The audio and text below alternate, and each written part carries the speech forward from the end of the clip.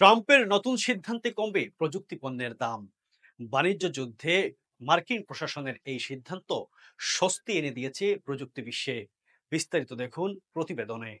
যুক্তরাষ্ট্রে চীন থেকে আমদানিকৃত স্মার্টফোন সহ বিভিন্ন ইলেকট্রনিক্স পণ্য এবার পাবে শুল্ক ছাড়। এর ফলে অ্যাপল, ডেল সহ বড় বড় প্রযুক্তি প্রতিষ্ঠান এবং শেষ পর্যায়ে ভোক্তারা অনেকটাই স্বস্তি পাবে বলে মনে করছেন বাজার বিশ্লেষকরা।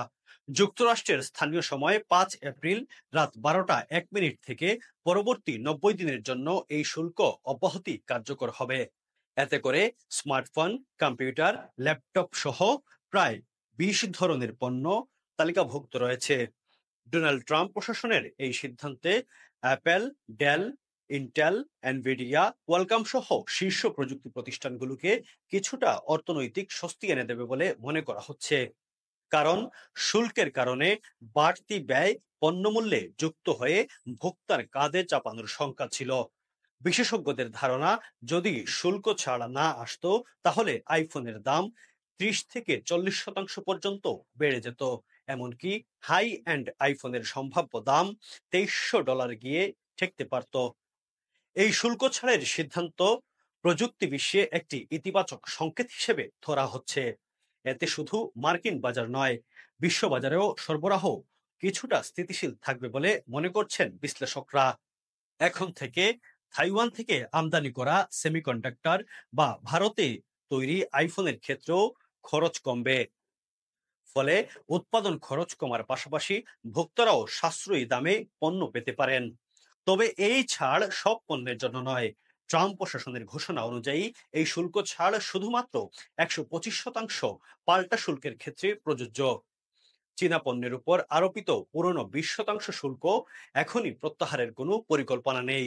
সম্প্রতি হোয়াইট হাউসে সাংবাদিকদের প্রশ্নের জবাবে ডোনাল্ড ট্রাম্প বলেন, আমরা শুল্কের মাধ্যমে প্রচুর অর্থ আয় করছি। সেমিকন্ডাক্টর ও ইলেকট্রনিক পণ্য নিয়ে আমরা পরিকল্পনার বিস্তারিত খুব শীঘ্রই জানাবো।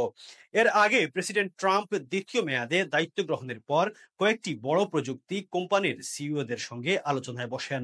এমনকি শপথ অনুষ্ঠানেও অ্যাপেলের টিম কুক, গুগল, মাইক্রোসফট সহ বেশ কয়েকটি প্রযুক্তি প্রতিষ্ঠানের প্রধানরা উপস্থিত ছিলেন।